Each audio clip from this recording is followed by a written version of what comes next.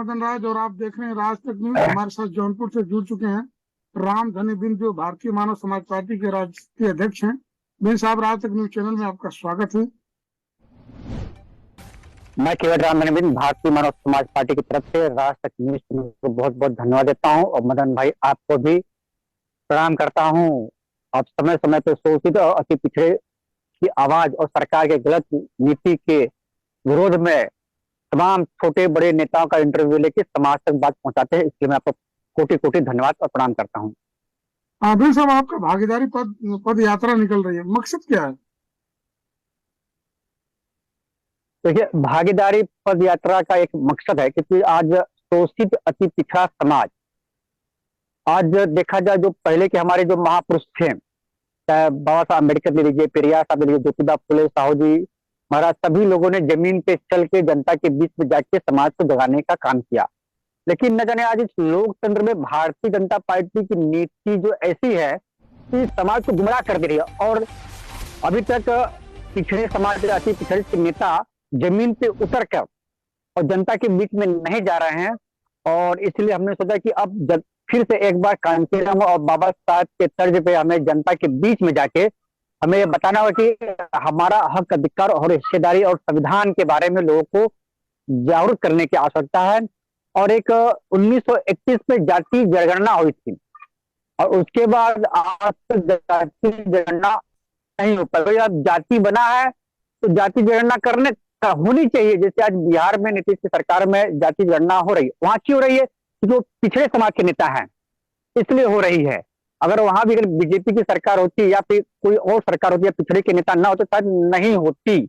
इसीलिए जाति जनगणना होनी चाहिए और जाति जनगणना भागीदारी परिवर्तन मोर्चा माननीय बाबू सिंह कुशवाहा जी के दिशा निर्देशानुसार मैं केवल राम धनी भारतीय मानव समाज पार्टी अपने संगठन के साथ में जौनपुर से लखनऊ 26 जनवरी के दिन मैं जनता को यह बताने पद यात्रा का मकसद है कि जनता के बीच में जाके एक हम रूबरू होंगे और जाति जनगणना और संविधान और आरक्षण के बारे में उनसे चर्चा करेंगे और जनता को जागरूक करेंगे। यह मेरा मुख्य मकसद है।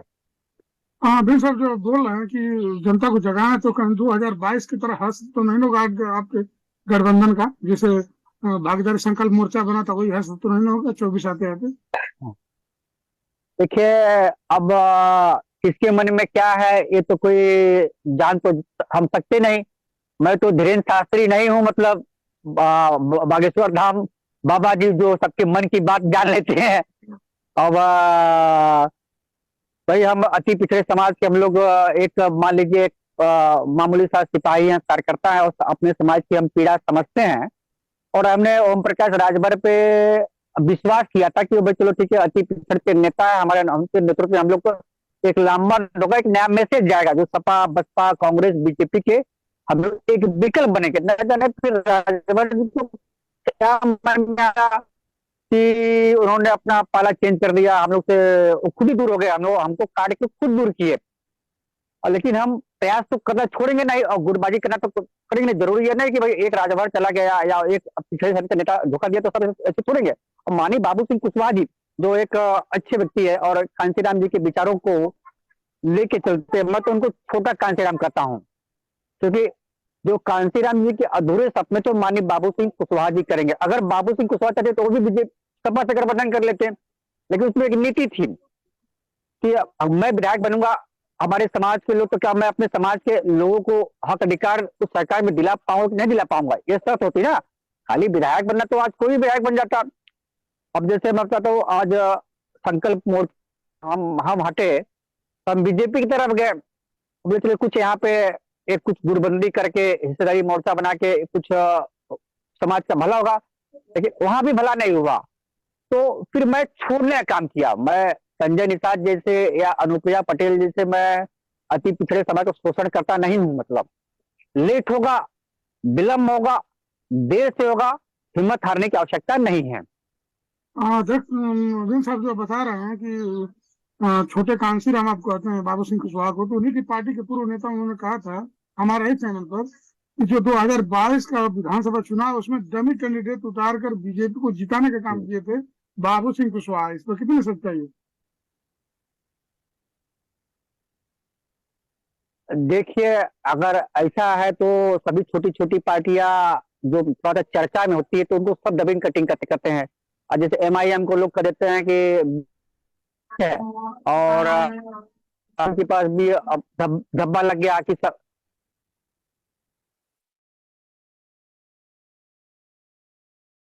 बनाता है तो उसका एक धर्म होता है कि चुनाव लड़ना। क्या हम किसी के कहने से हम क्या चुनाव लड़ाना बंद कर दें? आज भारतीय मनोज समाज पार्टी या निषाद पार्टी के सामने प्रत्याशी उतारे तो निषाद पार्टी के लोग बोलेंगे अरे रामधनी बिन दूसरे समाजवादी पार्टी के सारे पे प्रत्याशी हमको उतारे, हर बार काम कर रहे हैं। तो ये लोग की अपनी अपनी मनगढ़ंत बातें हैं, उस पर हम लोग ज्यादा वो विश्वास नहीं करते, ना उनको हम लोग वो करते हैं कि हम लोग अपने काम से, क्योंकि जब तक हम लड़ेंगे नहीं भिड़ेंगे नहीं तब तक हमारा सम्मान नहीं होगा। तो बिन साहब आप 2024 में चुनाव लड़ेंगे?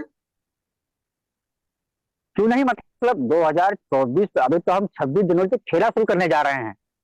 अभी भारतीय मनोज समाज पार्टी को आज पूरे प्रदेश में छोटे बड़े सब नेता अच्छी ढंग से जानते हैं।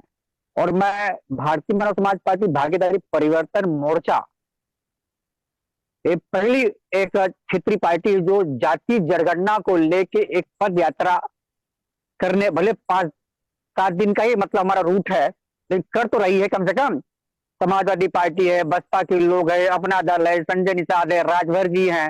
राजभर तो बड़ी बड़ी बात किए थे, बिहार में जाके नीतीश को हिला दूंगा, जाति जनगणना होनी चाहिए। लो, नीतीश ने तो जाति जनगणना करा दी, अब बाबा जी को तो हिला के बता रहे हैं। उत्तर प्रदेश में बाबा जी को बता दे हिला के कि नहीं जाति जनगणना होनी चाहिए, लेकिन वो तो अपने बेटे के लिए मंत्री पद ढूंढ रहे हैं। भाई सब अति बाबा साहब का नाम, कांशीराम का नाम सब घर से लेते हैं, लेकिन उनके विचारों पे चलना, उनके सिद्धांतों पे चलना बहुत कठिन काम है, बहुत मुश्किल काम है। लोग मंत्री पद देके कुर्सी देके तुरंत बहक जाने का काम करते हैं। इसलिए हम लोग अपने सिद्धांतों पे और वसूलों पे टिके हुए हैं। हम लोग 2024 में चुनाव जरूर लड़ेंगे, भागीदारी परिवर्तन मोर्चा चुनाव जरूर लड़ेगा। तो अरविंद साहब जो बोल रहे हैं कि परिवर्तन मोर्चा लड़ेगा भागीदारी, तो किसी से गठबंधन होगा? चर्चा थी कि आप समाजवादी पार्टी से गठबंधन करेंगे, तो सच है? बात है, अगर समाजवादी पार्टी को हमारी जरूरत पड़ी तो जरूर हम आपको बुलाएगी, साथ में लेगी। अगर जरूरत नहीं लेगी, उसको नहीं तो नहीं लेगी मतलब। लेकिन मैं आपके चैनल के माध्यम से सभी क्षेत्रीय पार्टी को एक कहना चाहूंगा कि भारतीय जनता पार्टी एक मनोवादी और आरएसएस की गुरु गोलकर की सोच को स्थापित करना चाहती है। भारतीय जनता पार्टी जो शोषित अति पिछड़े को समझ में नहीं आ रहा है, तो मैं चाहूंगा कि दिल्ली से बीजेपी को नष्ट और नाबूद करने के लिए सभी अति पिछड़े को, समाज के नेताओं को, और रही बात समाजवादी पार्टी अखिलेश यादव जी को भी सूझबूझ से काम लेने की आवश्यकता। ऐसा ना हो कि 2019 में जो उनके साथ में हुआ था, फिर मतलब 5 सीट लोकसभा का निकालना भारी पड़ जाए, फिर वही लोग लगाएंगे अरे बाबू सिंह कुशवाहा जी, रामधनी बिन जी भागीदारी परिवर्तन मोर्चा के लोगों ने हरवा दिया, बीजेपी की बी टीम बन गई। तो भाई हमको भी जरूरत हो, आपको भी जरूरत है। भाई जब दोनों को जरूरत है तो दोनों लोग एक कदम आप चले, एक कदम हम चले, तब तो मजबूती बनेगी और समाज में भी एक मैसेज आएगा। लेकिन भाई वो सब बड़े नेता हैं, और बड़े नेता, जब मैं एक छोटा नेता हूँ कि इतनी बड़ी बात सोच सकता हूँ, वो तो बड़े नेता है, वो तो दिमाग मंथन करते हैं लोग, मतलब समीकरण विचार करेंगे। तो जरूर हम माननीय बाबू सिंह कुशवाहा जी पे हमारा भरोसा है, कुछ न कुछ 2024 के लिए एक अच्छी रणनीति चलेगी। तो मेरा भागीदारी परिवर्तन मोर्चा के तत्वाधान में जाति समीकरण को लेकर 1 हफ्ते का मेरा पद यात्रा है। लेकिन 2 मार्च से मैं पूरे जो विकल्प दिया जाए कि कौन सा सीट से लड़ेंगे लोकसभा, तो कौन सा चुन सकते हैं आपके हिसाब से?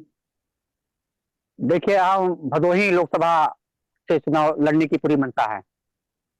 अगर भदोही कहेंगे लोकसभा, जी कुशवाहा जी, मैं तो कुशवाहा जी लड़ेंगे चुनाव इस बार 24 में कि नहीं लड़ेंगे?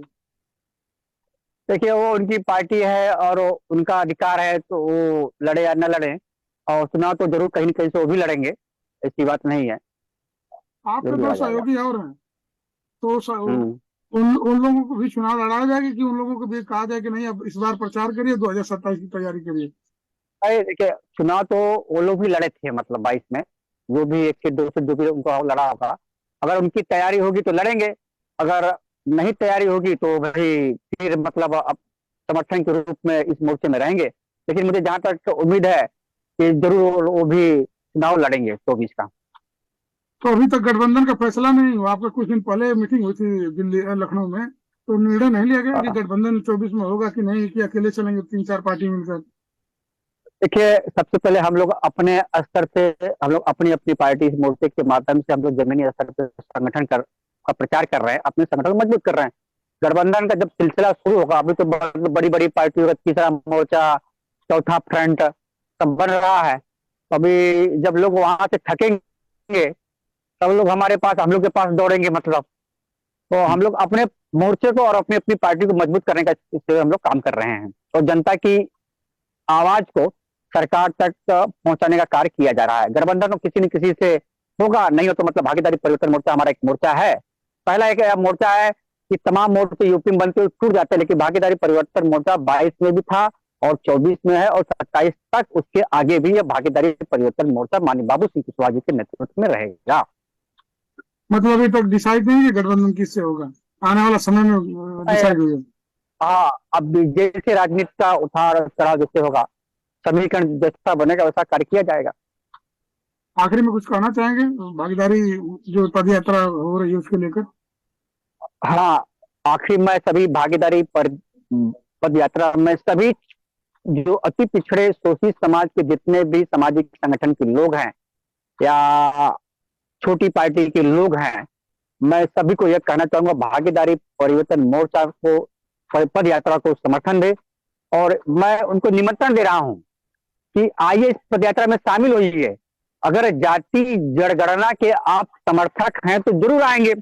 अगर जाति जनगणना के और आरक्षण के और संविधान बचाओ के समर्थक नहीं होंगे तो फिर आप घर बैठे मतलब अपना अंतर्यामी बनिए, मतलब धीरेन्द्र शास्त्री जैसा अगर कुछ चमत्कार किया जाए मतलब।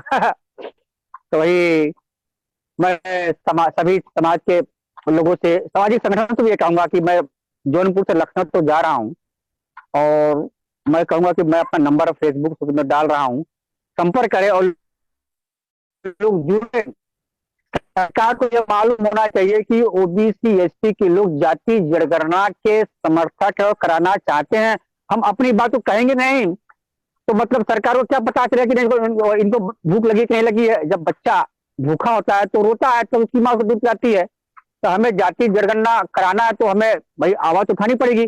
हमारा एक नारा है इस मोर्चे का, जिसकी जितनी संख्या भारी उसकी उतनी हिस्सेदारी। पहले जाति जनगणना तो हो जाए तब तो उसके आधार से हमारी हिस्सेदारी मिलेगी।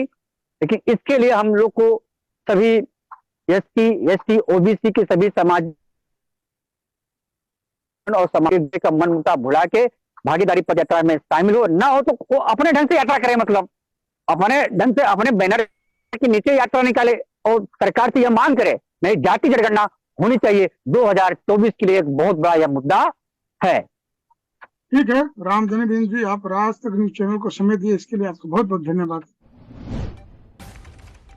बहुत बहुत धन्यवाद। जय हिंद, जय भारत।